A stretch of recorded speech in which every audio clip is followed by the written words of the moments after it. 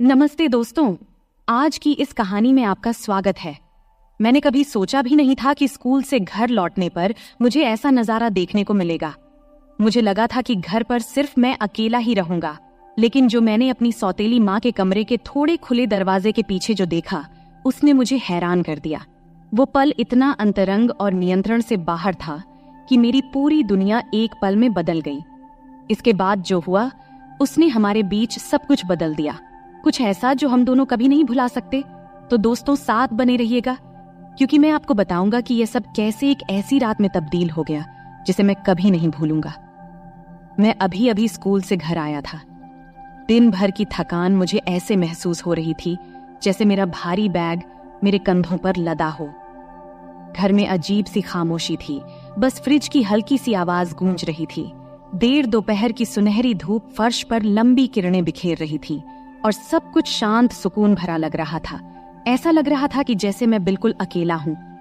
फिर मैंने अपना बैग सोफे पर फेंक दिया, ये सोचते हुए कि पहले कुछ खाऊंगा और फिर थोड़ी देर आराम करूंगा, इससे पहले कि कोई और घर आता। जैसे ही मैं रसोई की ओर बढ़ा, एक आवाज ने मेरा ध्यान खींच लिया। एक धीमी आवाज, लेकिन साफ सुनाई दे रही थी। फिर मैं एक पल के लिए रुक गया, समझ नहीं पा रहा था कि मैं क्या सुन रहा हूं। वो आवाज धीमी थी, जैसे कोई हल्की सी गुनगुनाहट या फुसफुसाहट, लेकिन उसमें कुछ अलग था, कुछ अंतरंग, प्रभावित करने वाला। फिर मैंने और ध्यान से सुना, यह जानने की कोशिश करते हुए कि यह आवाज कहां से आ रही थी। वो आवाज बहुत तेज नहीं थी, लेकिन उसमें कुछ ऐसा था जिसने मुझे बेचैन कर दिया। धीरे धीरे संभलते हुए मैंने हॉल में कदम रखा। मेरे पैर फर्श पर कोई आवाज नहीं कर रहे थे। जैसे मैं आवाज की दिशा के पास पहुंचा, तब मेरी सौतेली माँ के कमरे का दरवाजा थोड़ा खुला हुआ था। बस इतना खुला था कि मुझे बिस्तर का किनारा और उससे आगे का एक हिस्सा दिखाई दे रहा था। मुझे नहीं देखना चाहिए था, ये मुझे पता था कि नहीं देखना चाहिए था, लेकिन कुछ मुझे उस दरवाजे की ओर खींचे जा रहा था। मेरी जानने की इच्छा मुझे मजबूर कर रही थी। फिर मैं थोड़ा और झुककर दरवाजे के उस छोटे से दरार से झांका। तभी मैंने देखा कि मेरी सौतेली माँ बिस्तर पर लेटी हुई थी।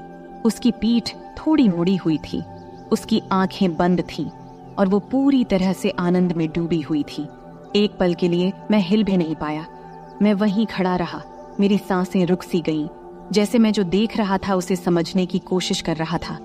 वो खुद को छू रही थी, उसकी उंगलियां धीरे धीरे और बिना रुके एक लय से हिल रही थी और उसकी धीमी धीमी कराहें उसके होंठों से निकल रही थीं।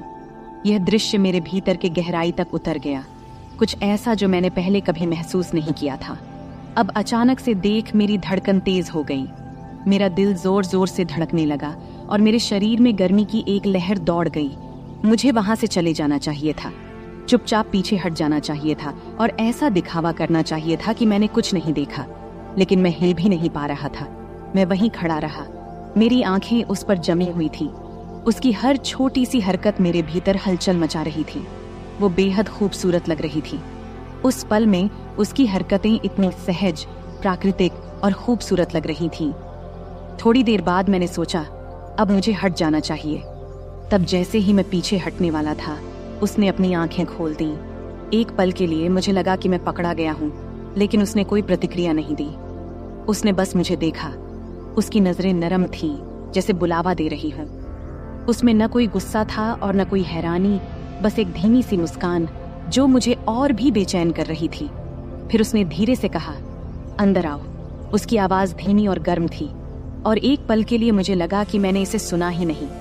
लेकिन जब मैं हिला नहीं, तो उसने फिर से मुस्कुराते हुए थोड़ी जोर से कहा, अंदर आओ।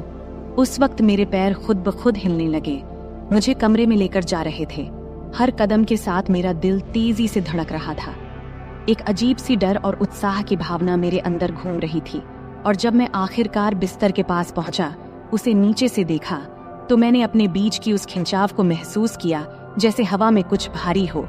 तब भी वो कुछ नहीं बोली, बस अपनी गहरी तीखी नजरों से मुझे देखती रही, जैसे मुझे पूरी तरह से पढ़ रही हो। तभी मैंने कुछ बोलने की कोशिश की, लेकिन कुछ बोल नहीं पाया। अपने आवाज को तब मैं निगल सा गया। मेरा मुंह सूख रहा था और मेरे विचार बेकाबू होने लगे थे, लेकिन उसे कोई फर्क नहीं पड़ा। उसने बस धीरे से मेरा हाथ पकड़ा। उसकी छुअन एकदम नरम और कोमल थी, पर उसमें एक दृढ़ता थी। फिर जैसे ही उसने मुझे और करीब खींचा, अब मेरा दिल तेजी से धड़कने लगा था और मेरे पेट में एक अजीब सा तनाव महसूस हो रहा था, जैसे कोई गांठ बंध रही हो। लेकिन इसके साथ ही कुछ और भी था, कुछ ऐसा जो उत्तेजना जैसा लग रहा था, उम्मीद भरा। जब मैं उसके बिस्तर के किनारे बैठा तो उसने मेरा हाथ नहीं छोड़ा, बल्कि उसने धीरे धीरे उसे अपने शरीर पर नीचे की ओर खींचा, अपने नाजुक कूल्हे के घुमाव पर। तब उसकी त्वचा की गर्मी मेरी उंगलियों के जरिए महसूस हो रही थी।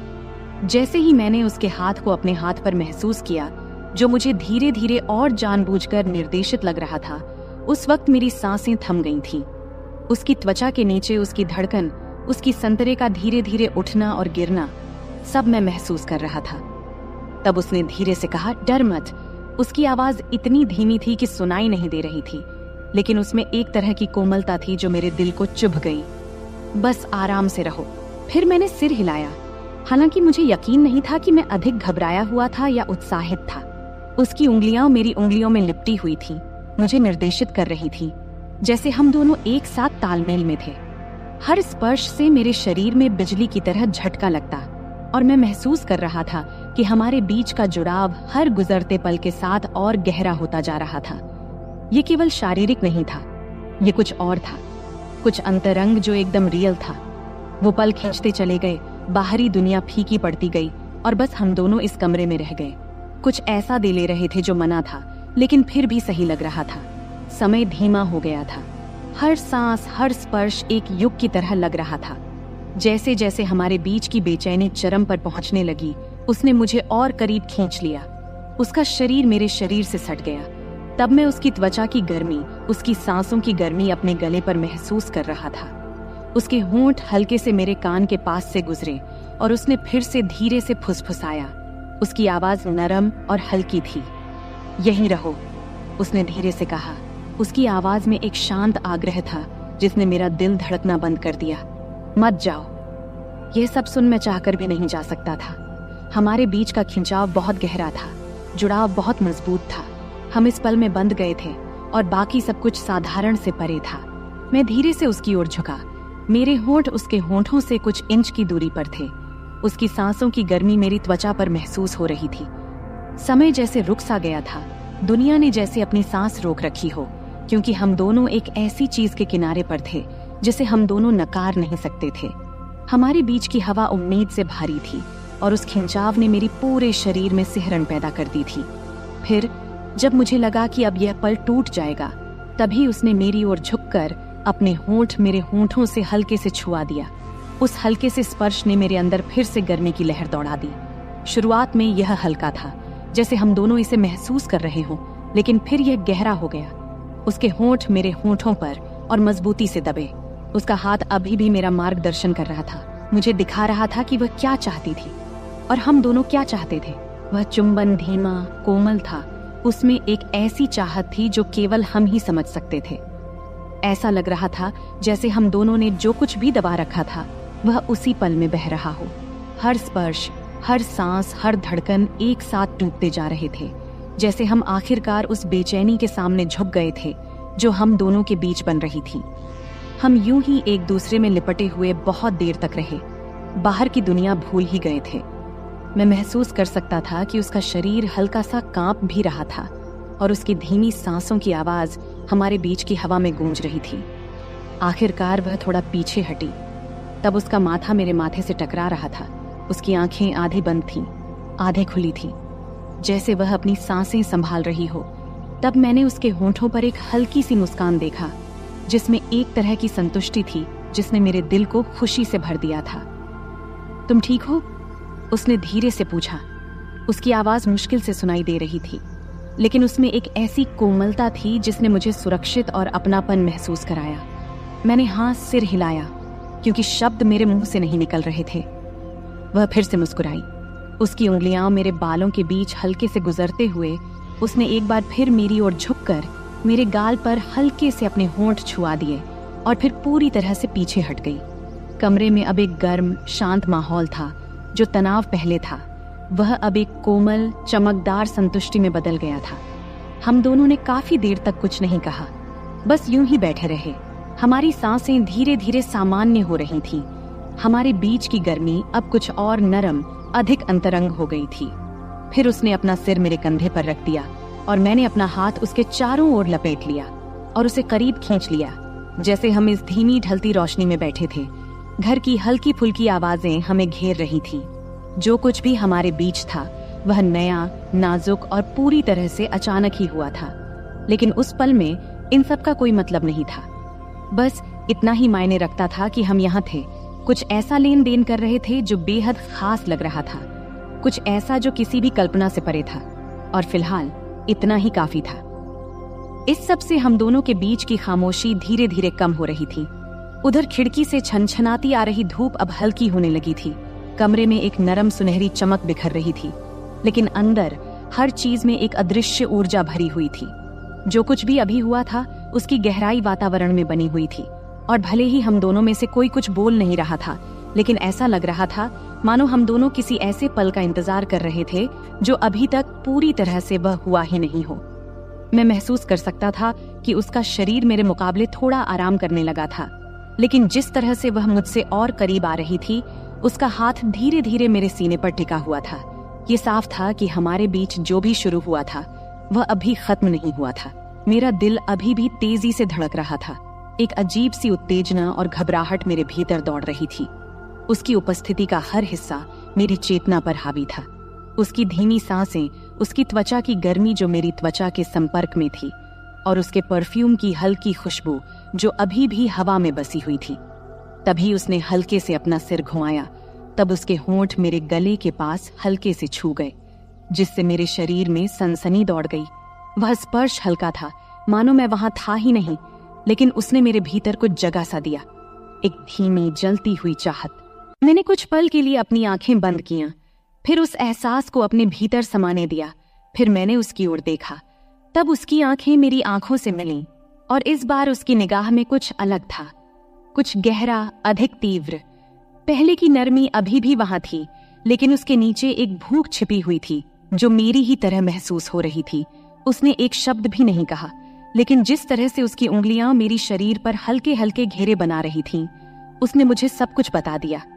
फिर मैंने आगे बढ़कर उसके होंठों को फिर से छुआ, लेकिन इस बार कोई हिचकिचाहट नहीं थी, कोई सीमाओं को परखने की कोशिश नहीं थी। यह चुंबन गहरा था, अधिक तीव्र, मानो वह चाहत जो हम दोनों ने अब तक रोकी हुई थी आखिरकार बाहर निकल आई थी। उसकी उंगलियां भी मेरे सीने पर सरकने लगीं। फिर उसकी उंगलियां मेरी शर्ट के कपड़े में कस गईं, जैसे वह मुझे और करीब खींच रही हो, और मैं महसूस कर सकता था कि उसका शरीर मेरे खिलाफ प्रतिक्रिया दे रहा था। उसकी हल्की सी मोहकता मेरे होश उड़ा रही थी। ये पल जितना रोक रहा था, उतना ही अधिक नशा भी चढ़ा रहा था। यह बात अलग थी कि वह मेरी सौतेली माँ थी, लेकिन जो हमेशा मेरी पहुंच से बाहर थी, अब वही हमारे बीच के संबंध को और भी खतरनाक बना रही थी, और मैं भी खुद को उसको चाहने से रोक नहीं पा रहा था।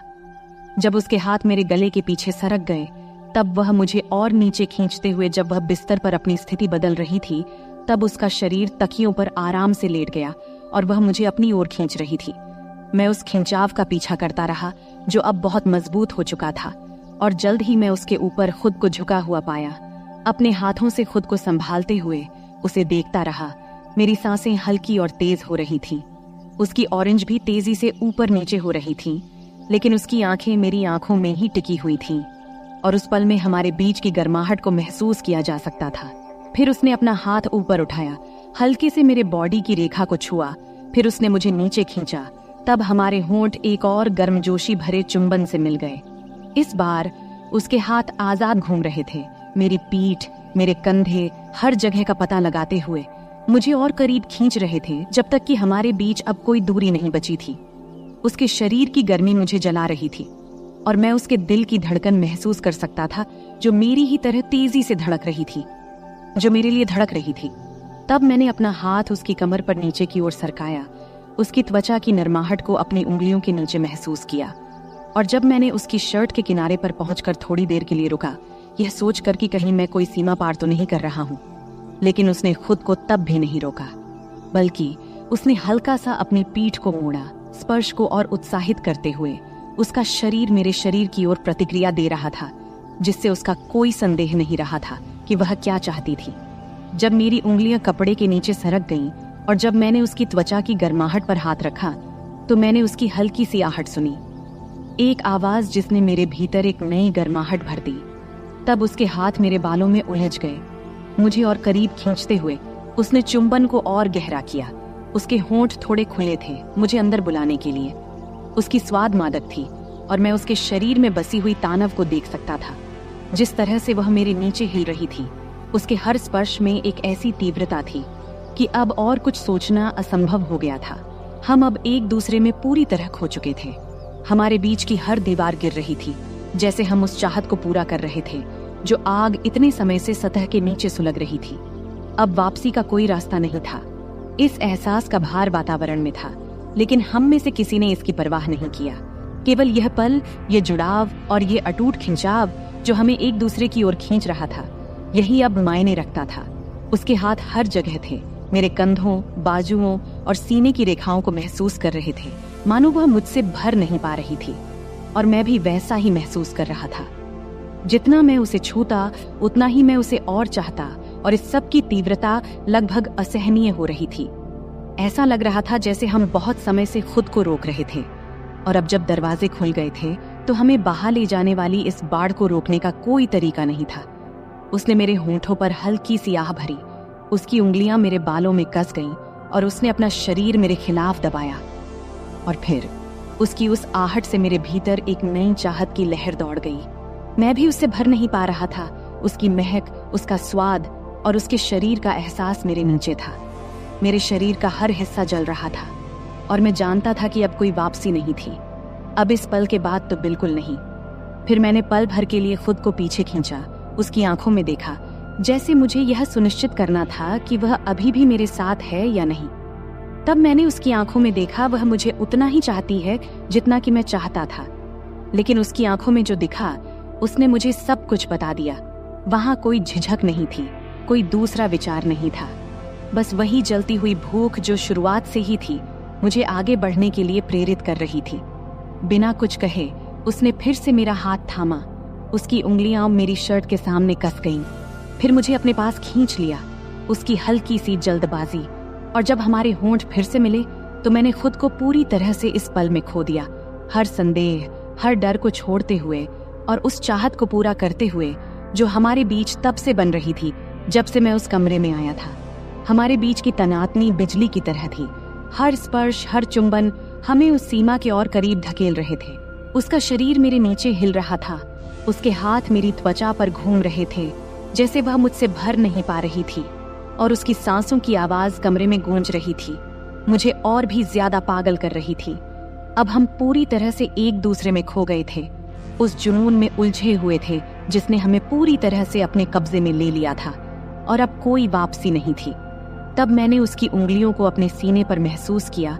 उसका स्पर्श मेरे शरीर में सनसनी पैदा कर रहा था, जैसे वह मुझे और करीब खींच रही हो। फिर भी उसका शरीर मेरे नीचे तनाव से भरा हुआ था, जैसे और चाहने की गुहार कर रहा हो, और मैंने उसे वह सब दिया। हर स्पर्श, हर चुंबन, हर फुसफुसाए हुए शब्द ने हमें इस पल में और गहरा उतारा। यह पल लगभग असहनीय था। हमारे बीच की तनातनी एक चरम पर पहुंच गई थी, मानो हम किसी गहरे और अधिक तीव्रता की ओर बढ़ रहे हों। लेकिन हम अभी जाने के लिए तैयार नहीं थे। हम वहीं रुके रहे, उस किनारे पर, हर स्पर्श, हर चुंबन का आनंद लेते हुए, जबकि हमारे बीच की गर्मी बढ़ती जा रही थी। यहाँ तक कि ऐसा महसूस हो रहा था कि हम दोनों इस तीव्रता से फट जाएंगे। अब मैं उसे अपने नीचे कांपते हुए महसूस कर सकता था। उसकी सांसें छोटी और टूटी फूटी हो रही थीं, जैसे वह मुझसे चिपकी हुई थी। उसका शरीर मेरे खिलाफ इस तरह दबा हुआ था जिससे मेरा सिर चकरा रहा था, और मैं जानता था कि वह भी वही महसूस कर रही थी, वही असहनीय तनातनी, वही राहत की बेताबी। लेकिन हम अभी वहां नहीं थे जहां होना चाहिए था, बल्कि हम अभी भी उस किनारे पर रुके थे, उस पल को खींचते हुए, उम्मीद को थोड़ा और बढ़ने देते हुए, जब तक कि वह सहन करने के काबिल न रहे। कमरा हमारी सांसों की आवाजों, हमारे नामों की फुसफुसाहटों और हमारे जज्बातों की खामोश से आहिस्ता आहिस्ता से भर गया था, जैसे हम उस जुनून के आगे झुक रहे थे जो इतने समय से हमारे बीच सुलग रहा था। यह पल परफेक्ट था, हमारे बीच का यह जुड़ाव, और जब मैंने उसे अपने करीब खींचा, हमारे शरीर एक साथ एक तालमेल में चल रहे थे, तब मुझे पता था कि इसके बाद कुछ भी वैसा नहीं रहेगा। फिर हमने एक सीमा पार कर ली। अब हम साधारण से बढ़कर कुछ खतरनाक में कदम रखा था। लेकिन मुझे अब किसी चीज की परवाह नहीं थी, क्योंकि उस पल में जब हम कुछ गहरे पल में कदम रख रहे थे, केवल वही मायने रखती थी। उसका स्पर्श, उसका चुंबन, उसके शरीर का एहसास, जैसे हम पूरी तरह से एक दूसरे में खो गए हों। और जब हम आखिरकार खुद को एक दूसरे में जाने देने लगे, चूंकि मुझे पता था कि यह तो बस अभी शुरुआत थी। तो दोस्तों, यह थी हमारी आज की छोटी सी कहानी। आपको यह कहानी कैसी लगी? कमेंट करके जरूर बताएं। अगर आपको यह कहानी पसंद आई हो तो इसे लाइक करें और अपने दोस्तों के साथ शेयर करें।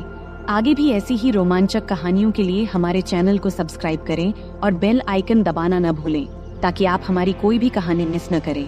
धन्यवाद। यह कहानी केवल काल्पनिक है। इसका उद्देश्य किसी भी प्रकार की गलतफहमी पैदा करना नहीं है। नमस्ते दोस्तों, आपका स्वागत है हमारी आज की कहानी में। मैं रोहन हूँ और मेरी उम्र 26 साल है। अभी मेरी शादी तो नहीं हुई है, लेकिन मेरी भाभी मुझ पर ही रहती है। मैंने कभी सोचा नहीं था कि मेरी भी कहानी होगी, लेकिन किस्मत को कुछ और ही मंजूर था। उसने ऐसी कहानी गढ़ दी कि जिसे सुनकर आपके रोंगटे खड़े हो जाएंगे। चलिए दोस्तों, कहानी में आगे बढ़ते हैं। मैं एक मेडिकल की दुकान में काम करता हूँ। घर पर मैं और मेरी भाभी ही रहते हैं। मेरे माता पिता और बड़े भाई कोरोना में गुजर गए। तब से मैं और मेरी भाभी साथ ही रहते हैं। वैसे मेरी एक बहन भी है जो मुंबई में रहती है। उसकी अभी शादी नहीं हुई है। वह छुट्टी में घर आती है। तब खिचड़ी के पर्व का समय था। खिचड़ी का पर्व मतलब घर की लोग गंगा नदी में स्नान करते हैं, सूर्य भगवान की पूजा करते हैं और तिल, गुड़, चूड़ा, दही और खिचड़ी का प्रसाद बांटते हैं। और इन दिनों में खूब मस्ती भी होती थी। तब मेरी भाभी अकेले यह सब नहीं कर पाती, इसीलिए मेरी बहन छुट्टी लेकर घर आ गई थी। मेरी कहानी शुरू होने के 4 दिन पहले मेरे जिगरी दोस्त समीर ने फोन किया। फिर समीर बोला, हेलो रोहन, सुन यार, आज मटन खाने का मन कर रहा है और साथ में थोड़ा दारू भी, बोल चलेगा ना? तब मैंने कहा, हाँ ठीक है। तब शाम को जब काम से छुट्टी मिलने के बाद मैं बार में गया तो समीर पहले ही वहां पहुंच चुका था। फिर हमने दारू की ऑर्डर दिया और बातें करते हुए मैंने ज्यादा दारू पी लिया। समीर ने कहा, यार बस हो गया, अब चल घर चलें। तब मैं थोड़ी ज्यादा पी चुका था, इसलिए उठते समय थोड़ा डगमगा रहा था। तब घर पहुंचकर गाड़ी खड़ी करते समय मुझे स्टैंड नहीं मिल रहा था। जैसे तैसे करके मैं अंदर आया और देखा कि हॉल में नाइट रेड बल्ब जल रहा था, जिससे मुझे सब धुंधला दिख रहा था। तब जैसे ही मैं कमरे की ओर बढ़ा, मैंने देखा कि सोफे के नीचे चटाई पर कोई सो रहा है। फिर पास जाकर मैंने देखा, वह तो मेरी बहन रिया काले गाउन पहने सो रही थी। तब मुझे लगा कि वह मेरी भाभी है। शायद वह मेरी इंतजार करते करते वहीं सो गई थी। तब दारू के नशे में मैंने बहन को सीधा किया। तब भी वह सो रही थी। फिर मैंने सोचा कि अगर वह उठेगी तो चिल्लाएगी, इसलिए मैंने पहले ही तैयारी कर लिया। तब उसने थोड़ा हिलकर उठने की कोशिश किया, लेकिन मैं उसे नीचे धकेलता रहा। तब भी मेरी बहन उठने की कोशिश करती रही, लेकिन मेरे जोश के कारण वह उठ नहीं पाई। दोस्तों, तब वह कुछ मिनटों तक वह चुपचाप लेटी रही। जब उसने कोई हरकत नहीं की तो मैं भी शांत हो गया। हमेशा की तरह ज्यादा देर तक नहीं रुका, जल्दी ही उठकर एक तरफ लेट गया और सो गया। फिर सुबह के 4 बजे के करीब जब मुझे पेशाब के लिए उठना पड़ा तो मैं खुद को अस्वस्थ महसूस कर रहा था। तब नशा कुछ कम हो गया था। फिर जल्दी से कपड़े पहना, पेशाब किया और वापस जाके सो गया। फिर सुबह को मेरी भाभी ने मुझे उठाया। तब देर हो चुकी थी, इसलिए मैंने जल्दी जल्दी तैयार होना शुरू किया। तैयार होते समय मेरी बहन रिया मुझे कुछ अजीब नजरों से देख रही थी। फिर मैंने नाश्ता किया और काम पर निकलने लगा। तभी मेरी भाभी ने टिफिन देते हुए पूछा, रात को बेडरूम में क्यों नहीं आई? यह सुनकर मैं हैरान रह गया। तब मैंने कुछ नहीं कहा और काम पर चला गया। रास्ते में जाते समय सोचने लगा कि रात को मैंने कुछ किया था क्या। उस दिन पूरे दिन भर यही ख्याल मेरे दिमाग में चलता रहा। फिर दोपहर को लगभग 2:30 बजे मेरी बहन रिया का फोन आया। रिया बोली, हेलो भैया, कहाँ हो? मैंने जवाब दिया, काम पर हूँ। क्यों? रिया ने कहा, मुझे आपसे मिलना है, मैं वहीं आ रही हूँ। तब आई ने कहा, ठीक है, आ जाओ। फिर थोड़ी देर बाद रिया आई। फिर मैं दुकान के बाहर उससे मिलने गया। तब वह एक कोने में खड़ी थी। फिर मैंने उससे पूछा, क्यों, क्या काम है? रिया ने जवाब दिया, आपको सच में नहीं पता मैं क्यों आई हूँ? तब मैंने कहा, पहले ही मेरा सिर दर्द कर रहा है। तब रिया बोली, भैया किस बात से आपका दर्द हो रहा है? ज्यादा सोने से या कुछ और? तब मैंने जवाब दिया, रात को ज्यादा सोने से। तभी रिया बोली, या फिर कुछ और करने से भैया। तब उसके सवालों से मुझे समझ में आया कि रात को कुछ जरूर हुआ था। उसने आगे कहा, तुम्हें सच में नहीं पता कि रात को क्या हुआ? तब उसकी बातों में गुस्सा नहीं था, लेकिन एक अजीब सा एहसास था। फिर मैंने माफी मांगते हुए कहा, मुझे माफ कर दो, नशे में ऐसा हो गया। फिर मैं उसके पैरों में गिरने लगा, लेकिन उसने मुझे रोक दिया। रिया बोली, अरे क्या कर रहे हो भैया, लोग क्या कहेंगे? मैंने कहा, क्या करूं, मुझसे गलती हो गई। इस पर रिया बोली, रात को जो हुआ वह अब हो चुका है। पहले तो मुझे बहुत बुरा लगा, लेकिन फिर मैंने सोचा मैं भी एक औरत हूँ, मुझे भी वो सब चाहिए। इस पर तुरंत ही मैंने कहा, तुम्हारा क्या मतलब? रिया बोली, देखो भैया, मैं साफ साफ कह रही हूँ, रात को तुम मुझसे नजदीक आए, अब तुम्हें ही मुझे पूरा करना होगा। अब मैंने तुम्हारी भलाई के लिए दवाई भी ली है। मैंने कहा, लेकिन तुम मेरी बहन हो, ऐसा कैसे हो सकता है? रिया बोली, मैंने कई कहानियां पढ़ी हैं जिसमें भाई बहन का ऐसा रिश्ता होता है। मैं तुम्हें रोक नहीं रही हूँ, लेकिन अगर तुम मना करोगे तो मैं बाहर ही चली जाऊंगी। ये सुनकर मैंने कहा, ठीक है, लेकिन घर पर भाभी के रहते ये सब कैसे होगा? रिया बोली, मैंने उसे मायके जाने के लिए तैयार कर लिया है। रात को वह तुमसे पूछेगी तो तुम उसे जाने देना, फिर हम बात करेंगे। इस तरह मेरी भाभी अपने मायके चली गई और मैं सोचता रहा कि अब क्या करूं हमारे रिश्ते में। तब मैंने मोबाइल में बहन के कुछ फोटो देखने लगा। उसमें मुझे सब कुछ दिखा, लेकिन एक दिक्कत थी कि खिचड़ी के 14 दिनों में कैसे और क्या करेंगे। फिर मैंने गूगल पर सर्च किया। वहां मुझे पता चला कि अगर आपने उपवास रखा है तो कुछ नहीं करना चाहिए, लेकिन तब मेरे और बहन के उपवास नहीं थे। इससे हमारा रास्ता साफ हो गया। फिर जब रात को काम से लौटकर घर आया, फिर खाना खाते वक्त बहन ने बात छेड़ दी। वह बोली, सुनो भैया, भाभी कह रही है कि उसे मायके कितने दिन तक रहना है। मैंने पूछा, कितने दिनों के लिए बोली हो? रिया बोली, पूरे 14 दिनों के लिए। इस पर मैंने कहा, ठीक है, भाभी का थोड़ा आराम भी हो जाएगा, इससे भाभी भी खुश हो जाएगी और तुम भी। फिर खाना खत्म होने के बाद बहन ने बर्तन साफ किया और बाकी काम निपटाने लगी। वैसे यह सब काम मेरी भाभी का होता था, लेकिन अब उसके गैर मौजूदगी में यह सारा बहन को करना पड़ रहा था। अब बर्तन धोने के बाद रिया मेरे पास आकर बैठ गई। फिर रिया बोली, नाराज तो नहीं हो ना भैया तुम? मैंने कहा, नहीं नहीं, पहले मुझे गलत लगा, लेकिन बाद में सोचा कि अगर तुम तैयार हो तो मुझे क्या दिक्कत होगी। रिया बोली, तो आज रात? मैंने कहा, ठीक है, आज रात ही बात कर लेता हूँ, ताकि तुम भी आराम से रहो और मैं भी। तब हम दोनों ने सारे काम निपटाकर टीवी देखने बैठ गए। तभी रिया ने मुझे एक प्यारी सी मुस्कान दी और अंदर चली गई। तब मैंने अपने मन में कहा, अब रिया नहीं मानेगी, आज की रात बच्चे की जान लेके ही मानेगी। तब कुछ देर तक तो मैं वही बैठा रहा और रिया के बारे में सोचता रहा। फिर उठा और कमरे में चला गया। कमरे में घुसते ही एक सुखद गुलाबों जैसी खुशबू आई। तब माहौल बहुत अच्छा बना हुआ था। मैं बेडरूम में गया तो देखा कि बहन लाल रंग की साड़ी पहने हुई थी। तब वह बहुत सुंदर लग रही थी। तब मैं उसके पास गया, फिर हमारी आंखें मिलीं और हम दोनों थोड़े परेशान हो गए। तभी रिया बोली, अरे धीरे। मैंने कहा, इतनी मेहनत तो भाभी ने भी नहीं की थी जितनी तुम मर रही हो। फिर हम लगभग 15 मिनट तक इसी तरह बातें करते रहे। फिर मैंने उसे लिटा दिया। तभी रिया ने कहा, क्या यह सब ठीक तो रहेगा ना? इस पर मैंने कहा, रिया, यह सब पहले सोचना चाहिए था ना। खैर, अब तुम जैसा चाहो। फिर वह मेरे पास आकर लेट गई। तब उसने तेल की एक बोतल पास रखी थी। फिर मैंने उसे थाम लिया। रिया बोली, अब क्या? मैंने कहा, कुछ नहीं, चलो शुरू करते हैं। तब रिया ने मुझसे कहा कि उसका सपना था कि वह अपने पति या किसी दोस्त के साथ ऐसा करे, लेकिन उसका नसीब अच्छा था कि उसका सपना मेरे साथ पूरा हुआ। अब मेरी बहन वापस मुंबई चली गई है। अब जब भी पर्व त्योहार आता है तो पर्व के बहाने से वह मेरे पास आ जाती है। अब तो मेरी भाभी भी गर्भवती हो गई है और रिया ने इस समय उनकी बहुत मदद की है। वह भी एक अलग ही कहानी है, फिर कभी सुनाएंगे। तो दोस्तों, यह थी हमारी आज की छोटी सी कहानी।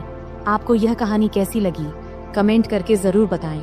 अगर आपको यह कहानी पसंद आई हो तो इसे लाइक करें और अपने दोस्तों के साथ शेयर करें। आगे भी ऐसी ही रोमांचक कहानियों के लिए हमारे चैनल को सब्सक्राइब करें और बेल आइकन दबाना न भूलें, ताकि आप हमारी कोई भी कहानी मिस न करें। धन्यवाद।